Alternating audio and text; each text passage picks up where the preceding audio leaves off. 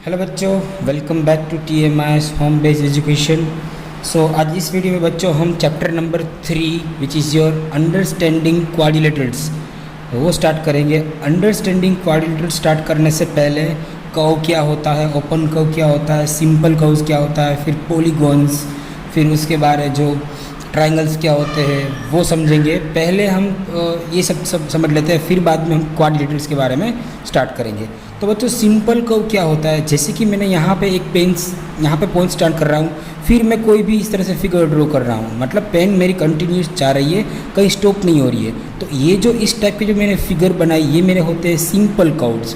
फिर चाहे मैं यहाँ से पेन से स्टार्ट कर रहा हूँ, फिर इस तरह से ड्रॉ किया, फिर ऐसे किया, मेरे माइंड में जिस तरह से आ रहा है, फिर मैं अगर यहाँ से स्ट्रेट लाइन ड्रॉ करूँ तो ये सभी हो रहे बच्चे सिंपल कर्व्स। मतलब कोई एक प्लेन के ऊपर मैंने कर्व किया, प्लेन कर्व भी कह सकते हैं इसको और सिंपल कर्व भी कह सकते हैं। दूसरा अगर मैं ड्रॉ करूँ कि मैंने इस तरह से कर्व ड्रॉ किया है, तो यहाँ पे आप बच्चों देख सकते हो कि ये जो कर्व है यहाँ से ओपन है, तो इस टाइप के जो कर्व होंगे उसको हम कहते हैं ओपन कर्व।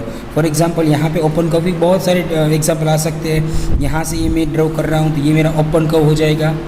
इस तरह से मैंने यहाँ से ये ड्रॉ किया तो ये मेरा ओपन कर्व हो जाएगा। ओके, अगर मेरा जो क्लोज्ड कर्व है, क्लोज्ड कर्व किसे कहेंगे, मैं यहाँ से मैंने पेन स्टार्ट किया ड्रॉ करना और यहाँ से लेकर इस तरह से मैं कुछ ऐसा ड्रॉ कर रहा हूँ और फिर यहाँ पे एंडिंग पॉइंट, स्टार्ट पॉइंट्स में ज्वाइन कर रहा हूँ, तो ये जो मेरा बन रहा है उसको कहते हैं क्लोज्ड कर्व। तो आई होप आपको simple curve, open curve and closed curve समझ में आ गया होगा। तो ये just this are the things just आपको याद रखना है। अभी बच्चों जो कर्व है कर्व, तो अगर सिंपल कर्व क्या होता है, ओपन कर्व क्या होता है, क्लोज कर्व क्या होता है, तो उसको बाद में उसको एक स्पेसिफिक नाम दिया कि भाई पॉलीगॉन। तो पॉलीगॉन किसे कहते हैं, जो पॉलीगॉन है बच्चों, जैसे कि पॉलीगॉन, तो पॉलीगॉन यहाँ पे बोलने में ये मेरा लिखा है मैंने पॉलीगॉन्स। तो पॉलीगॉन्स क्या होता है, दीज आर द सिर्फ कर्व्स, बट उसमें एक कंडीशन है। कंडीशन ये है कि पॉलीगॉन है वो एक क्लोज्ड फिगर होनी चाहिए और सिंपल लाइन सेगमेंट से ही बना होना चाहिए। फॉर एग्जांपल अगर मैं उसकी डेफिनेशन लिखूँ तो क्या होना चाहिए, a simple closed plane figure, a simple closed plane figure made up of only line segments is called polygons, is called polygon। बराबर, जैसे कि मैं यहाँ पे ड्रॉ कर रहा हूँ बच्चों कि मैंने एक लाइन ड्रॉ की, मैंने सिंपल प्लेन कर्व दिया, ये देखिए इस तरह से मैंने ड्रॉ किया, तो इसको हम पॉलीगॉन नहीं कह सकते, बिकॉज यहाँ पे देख सकते हो कर्व लाइन आ रही है, यहाँ पे लाइन सेगमेंट नहीं आ रहा है। अगर मैंने इस तरह से लाइन ड्रॉ करके, मैंने एक लाइन सेगमेंट की ड्रॉ करके मैंने इस तरह से एक प्लेन ड्रॉ किया, तो यहाँ पे बच्चों ये जो दिख रहा है आपको, ये तो ओपन है, क्लोज नहीं है, इसका मतलब ये भी मेरा क्या है, पॉलीगॉन नहीं है। बट यहाँ पे अगर मैं एक ट्राइंगल शेप में ड्रॉ करूँ इस तरह से, ये जो ट्राइंगल है, तो इसको मैं पॉलीगॉन कह सकता हूँ, बिकॉज लाइन सेगमेंट से ड्रॉ किया है। यहाँ से मैं अगर मैं सिंपल स्क्वायर ड्रॉ किया तो ये मेरा पॉलीगॉन है। तो पॉलीगॉन का मतलब डेफिनेशन क्या है बच्चों, simple closed curve plane figure made up only line segment is called polygon. I hope आपको पॉलीगॉन समझ में आ गया। मतलब क्या होता है, तो पॉलीगॉन का मतलब होता है, अगर मैं उसको ग्रीक वर्ड, मतलब जो ग्रीक वर्ड है बच्चों, उसको अगर मैं ग्रीक वर्ड के हिसाब से हम देखें तो पॉलीगॉन है दो चीज़ों से बना हुआ है, पोली और गोन। पोली का मतलब होता है बच्चों मैनी, और गोन का मतलब होता है साइड। अगर कोई पॉलीगॉन मतलब ज़्यादा साइड वाला, मेनी साइड वाला अगर कोई मुझे फिगर मिल रही है तो उसको कहते हैं पॉलीगॉन। ये मेरा पॉलीगॉन है, बिकॉज यहाँ पे 1 2 3 4 बहुत ज़्यादा साइड हो रही है। यहाँ पे 3 साइड है, बराबर, 3 साइड 4 साइड, अगर मैं 5 साइड बना रहा हूँ, 1 2 3 4 और 5, तो ये मेरा पॉलीगॉन है। बट उसको स्पेशलाइज कह सकते हैं, 5 साइड वाले को पेंटागन कहेंगे, वो हम आगे समझेंगे। बट आई होप आपको पॉलीगॉन समझ में आ गया होगा। और एक ये चीज़ आपको याद रखनी है कि पॉलीगॉन होगा, बराबर, उसमें जितने भी एंगल्स होंगे ना उसके साइड के इज इक्वल टू होंगे। जैसे कि यहाँ पे बच्चों कितनी साइड्स है, 1 2 3 और 4, टोटल साइड्स कितनी है, 4 साइड है, तो इसके जो एंगल होंगे ना वो भी उसके साइड के इक्वल के ही होंगे। देखो यहाँ पे 1 2 3 4, तो यहाँ पे एंगल भी कितने होंगे, एंगल्स भी 4 है। यहाँ पे कितनी साइड से बच्चों, 1 2 3, 1 2 3 साइड है, 3 साइड से यहाँ पे, तो एंगल भी कितने होंगे, 3 एंगल होंगे।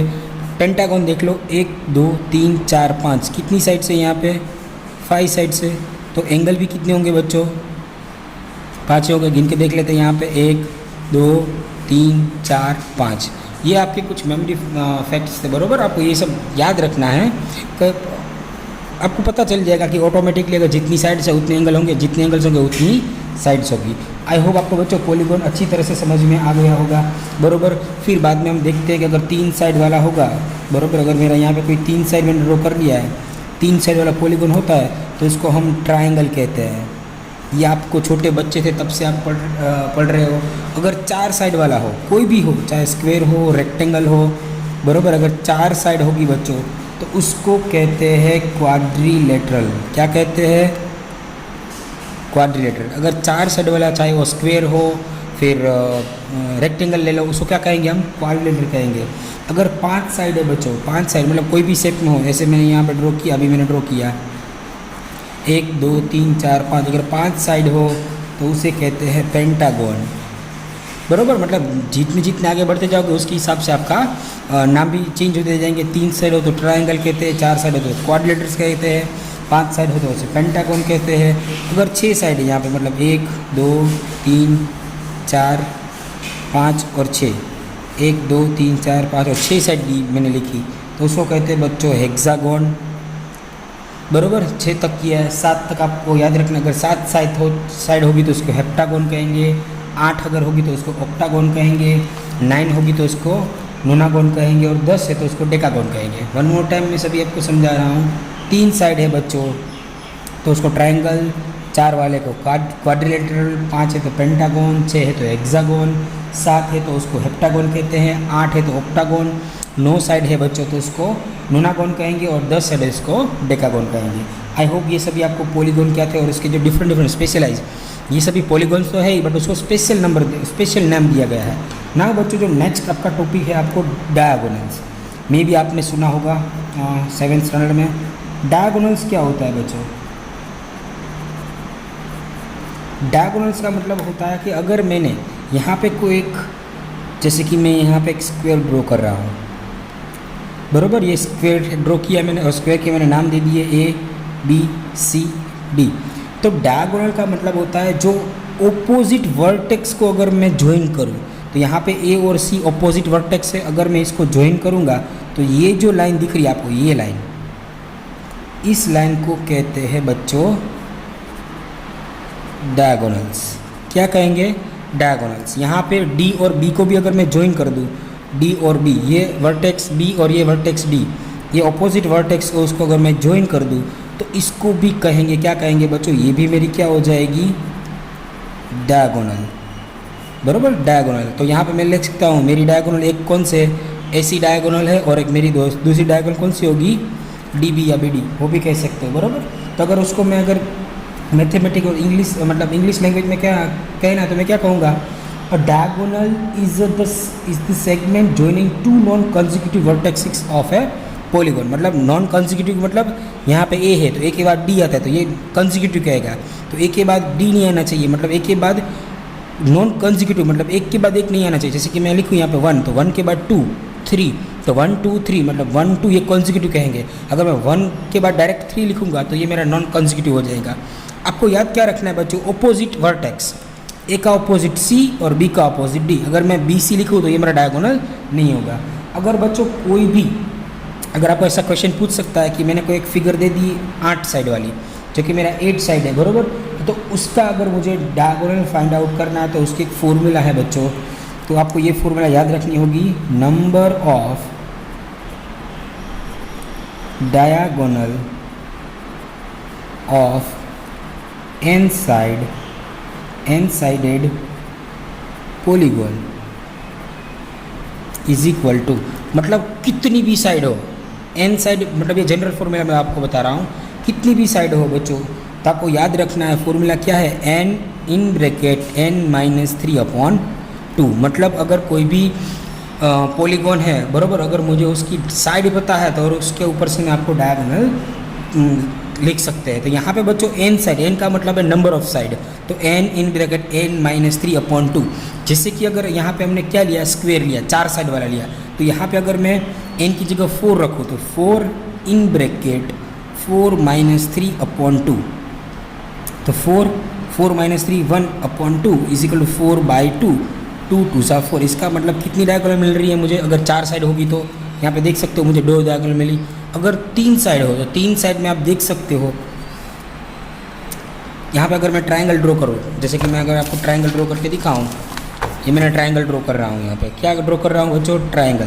तो ट्रायंगल में ऑपोजिट वर्टेक्स तो है ही नहीं, यहाँ पे ए बी और सी, तो बी की ऑपोजिट वर्टेक्स कौन सी है ही नहीं, ए की वर्टेक्स है ही नहीं सी, तो इसका मतलब ट्रायंगल का जो डायगोनल होगी वो की क्या होगी? 0। फॉर्मूला में पुट करके देखते हैं, n इन ब्रैकेट n-3/2 बरोबर। तो यहाँ पे n कितनी थी? 3 साइड, 3-3/2, 3 कितना होगा? 3 × 0/2, तो 3 × 0/2, तो 0/2 कितना होता है? 0। तो आई होप आपको ये डायगोनल्स कितनी होंगी वो भी पता चल गया है बच्चों।